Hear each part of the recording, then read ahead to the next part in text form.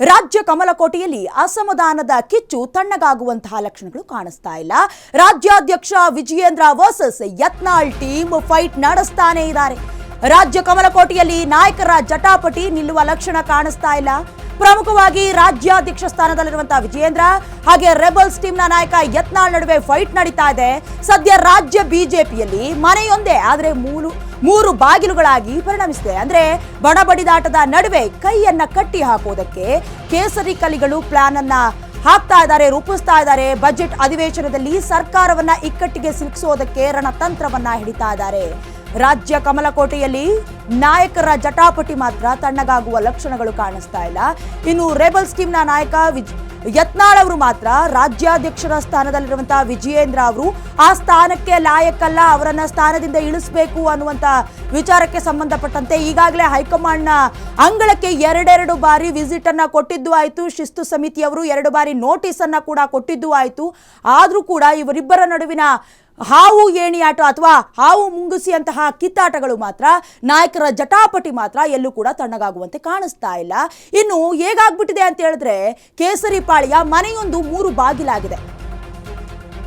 ಅಧಿವೇಶನದಲ್ಲಿ ಒಗ್ಗಟ್ಟನ್ನ ಪ್ರದರ್ಶನ ಮಾಡೋದಕ್ಕೆ ಕಲಿಗಳು ಏನ್ ಮಾಡ್ತಾ ಇದ್ದಾರೆ? ಕೇಸರಿ ಪಾಳ್ಯದಲ್ಲಿ ನಾಯಕರ ಬಿಕ್ಕಟ್ಟು ಕೂಡ ಸೃಷ್ಟಿಯಾಗಿದೆ. ಅಶೋಕ್ಗೆ ಸಾಥ್ ಕೊಟ್ರೆ ಕೇಸರಿ ಕಟ್ಟು ಹಾಕುವಲ್ಲಿ ಕೇಸರಿ ಪಡೆ ವಿಫಲವಾಗುತ್ತೆ. ಇನ್ನು ಪ್ರತಿಪಕ್ಷದ ನಾಯಕ ಅಶೋಕ್ಗೆ ರೆಬಲ್ಸ್ ಟೀಮ್ ಸಾಥ್ ನೀಡ್ತಾರ? ಈ ಪ್ರಶ್ನೆ ಮುಂದಾಗತ್ತೆ. ರೆಬಲ್ಸ್ ಟೀಮ್ ಅಧಿವೇಶನಕ್ಕೆ ಗೈರಾದ್ರೆ ಬಿಜೆಪಿ ನಾಯಕರಿಗೆ ಹಿನ್ನಡೆ ಆಗತ್ತೆ. ಹಾಗಾದ್ರೆ ಅಧಿವೇಶನದಲ್ಲಿ ಕಾಂಗ್ರೆಸ್ ಕಟ್ಟಿ ಹಾಕೋದ್ರಲ್ಲಿ ಫೇಲ್ ಆಗತ್ತಾ ಬಿಜೆಪಿ? ಅಶೋಕ್ ಸರ್ಕಾರದ ವಿರುದ್ಧ ಯಾವ ರೀತಿ ಹೋರಾಟ ಮಾಡ್ತಾರೆ? ವಿಪಕ್ಷ ನಾಯಕನಿಗೆ ಬೆಂಬಲ ಸಿಗದಿದ್ರೆ ಸದನದಲ್ಲಿ ಏಕಾಂಗಿ ಹೋರಾಟ ಮಾಡಲೇಬೇಕಾಗತ್ತೆ. ಅಧಿವೇಶನದಲ್ಲಿ ಒಗ್ಗಟ್ಟನ್ನ ಪ್ರದರ್ಶನ ಮಾಡ್ತಾರಾ ಹಾಗಾದ್ರೆ ಕಮಲ ಕಲಿಗಳು? ಇನ್ನು 2ನೇ ದಿನದಲ್ಲಿ ಅಧಿವೇಶನದ ಚರ್ಚೆಗಳು ಕೂಡ ನಡೀತವೆ. ಹಾಗಾಗಿ ಕೆಲವೊಂದಷ್ಟು ಅಸ್ತ್ರಗಳಿವೆ, ಕೆಲವೊಂದಷ್ಟು ಹಗರಣಗಳು, ಈಗ ಮೈಕ್ರೋ ಫಿನಾನ್ಸ್ ಆಗಿರಬಹುದು ಅಥವಾ ಕೆಲವೊಂದಷ್ಟು ಹಗರಣಗಳನ್ನು ಮುಂದಿಟ್ಕೊಂಡು ಈಗ ಕೇಸರಿ ಪಾಳ್ಯದ ನಾಯಕರು ಅಸ್ತ್ರವನ್ನ ಹೂಡೋದಕ್ಕೆ ಸಜ್ಜಾಗ್ತಾ ಇದ್ದಾರೆ. ಆದರೆ ಅಧಿವೇಶನದಲ್ಲಿ ಒಗ್ಗಟ್ಟು ಪ್ರದರ್ಶನ ಆಗ್ಲೇಬೇಕಾಗತ್ತೆ. ಹಾಗಾಗಿ ಪ್ರತಿಪಕ್ಷದ ನಾಯಕ ಅಶೋಕ್ಗೆ ರೆಬಲ್ಸ್ ಟೀಮ್ನ ನಾಯಕರು ಸಾಥ್ ಕೊಡ್ತಾರಾ ಅನ್ನೋದೇ ಪ್ರಶ್ನೆ. ಯಾಕಂತ ಹೇಳಿದ್ರೆ ಇವರು ಸಾಥ್ ಕೊಡದೇ ಇದ್ರೆ ಕೈ ನಾಯಕರಿಗೂ ಕೂಡ ಒಂಥರ ಅಸ್ತ್ರವೇ ಅದು. ನೀವೇ ಸರಿಯಾಗಿಲ್ಲ, ನಿಮ್ಮಲ್ಲೇ ಬಣಬಡಿದಾಟ ಇದೆ, ನೀವ್ ಹೇಗೆ ಪ್ರಶ್ನೆ ಮಾಡ್ತೀರಾ ಅನ್ನುವಂತಹ ಚಾಟಿ ಬೀಸುವ ಸಾಧ್ಯತೆ ಇದೆ. ಹೀಗಾಗಿ ಅಧಿವೇಶನದಲ್ಲಿ ಕಾಂಗ್ರೆಸ್ ಕಟ್ಟಿ ಹಾಕೋದ್ರಲ್ಲಿ ಫೇಲ್ ಆಗ್ಬಿಡ್ತಾರಾ ಬಿಜೆಪಿ ನಾಯಕರು ಅನ್ನುವಂತ ಪ್ರಶ್ನೆ ಮೂಡುತ್ತೆ. ಇನ್ನು ಅವರ ಪ್ರಶ್ನೆಗಳನ್ನ ಮಾಡೋದಕ್ಕಾಗಿ ಇವರೇ ಸುಳಿಯಲ್ಲಿ ಸಿಲ್ಕೊಳ್ತಾರಾ? ಹಾಗಾದ್ರೆ ಯತ್ನಾಳ್ ಅವರು ಕೂಡ ಅಶೋಕ್ ಅವರ ಪರವಾಗಿ ಸೇರ್ಕೊಂಡು ಸರ್ಕಾರದ ವಿರುದ್ಧ ಯಾವ ರೀತಿ ಹೋರಾಟ ಮಾಡ್ತಾರಾ ಅಥವಾ ಮಾಡೋದ್ರಲ್ಲಿ ವಿಫಲರಾಗ್ತಾರಾ? ವಿಪಕ್ಷ ನಾಯಕನಿಗೆ ಬೆಂಬಲ ಸಿಗದಿದ್ರೆ ಸದನದಲ್ಲಿ ಖಂಡಿತವಾಗ್ಲೂ ಒಬ್ಬರೇ ಹೋರಾಟ ಮಾಡಲೇಬೇಕು. ಅವ್ರಿಗೆ ನೋ ಮೋರ್ ಆಪ್ಷನ್ಸ್, ಅವರೊಬ್ಬರೇ ಧ್ವನಿಯನ್ನ ಎತ್ತಲೇಬೇಕಾಗತ್ತೆ. ಅದು ಯತ್ನಾಳ್ ಅವರು ಬರದೇ ಇದ್ಲಿ ಸರ್ಕಾರದ ಹಗರಣಗಳನ್ನ ಹುಟ್ಟಡಗಿಸೋದಕ್ಕೆ ಧ್ವನಿ ಎತ್ತಲೇಬೇಕು ಪ್ರತಿಪಕ್ಷದ ನಾಯಕರು. ರೆಬಲ್ಸ್ ಟೀಮ್ ಅಧಿವೇಶನಕ್ಕೆ ಗೈರಾದ್ರೆ ಬರದೇ ಇದ್ರೆ ಏನಾಗುತ್ತೆ? ಅದರಲ್ಲಿ ಪ್ರಮುಖವಾಗಿ ಯತ್ನಾಳ್ ಅವರು, ಅವ್ರ ಜೊತೆಗೆ ಕುಮಾರ್ ಬಂಗಾರಪ್ಪ ಅವರು ಹಾಗೆ ಅರವಿಂದ್ ಲಿಂಬಾವಳಿ ಅವರು ಕೂಡ ಸಾಥ್ ನೀಡಲೇಬೇಕಾಗತ್ತೆ. ಇಲ್ಲದಿದ್ದರೆ ಎಲ್ಲೋ ಒಂದ್ ಕಡೆ ಒಗ್ಗಟ್ಟಾಗಿಲ್ಲ.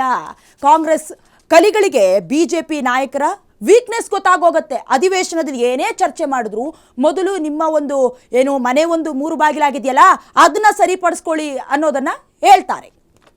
ಇದೇ ವಿಚಾರವಾಗಿ ಹೆಚ್ಚಿನ ಡೀಟೇಲ್ಸ್ ಅನ್ನ ಕೊಡ್ತಾರೆ ನಮ್ಮ ಪ್ರತಿನಿಧಿ ವಿವೇಕ್ ನೇರ ಡೆಸ್ಕ್ನಿಂದ. ವಿವೇಕ್, ನಿಜಕ್ಕೂ ಕೂಡ ರಾಜ್ಯ ಕಮಲಕೋಟೆಯಲ್ಲಿ ನಾಯಕರ ಜಟಾಪಟಿ ನಿಲ್ಲುವಂತ ಲಕ್ಷಣಗಳು ಕಾಣಿಸ್ತಾ ಇಲ್ಲ. ಈಗ ಅಧಿವೇಶನ ಕೂಡ ಪ್ರಾರಂಭವಾಗುತ್ತೆ. ಇಲ್ಲೇನಾದ್ರೂ ಅಶೋಕ್ ಅವರಿಗೆ ಯತ್ನಾಳ್ ಅವರು ಸಾಥ್ ಕೊಡದೇ ಇದ್ರೆ ಅವರೇ ಅಸ್ತ್ರವಾಗಿ ಪರಿಣಮಿಸಿಬಿಡ್ತಾರೆ. ಏನೇನಿದೆ ಇದ್ರ ಬಗ್ಗೆ ಹೆಚ್ಚಿನ ಡೀಟೇಲ್ಸ್?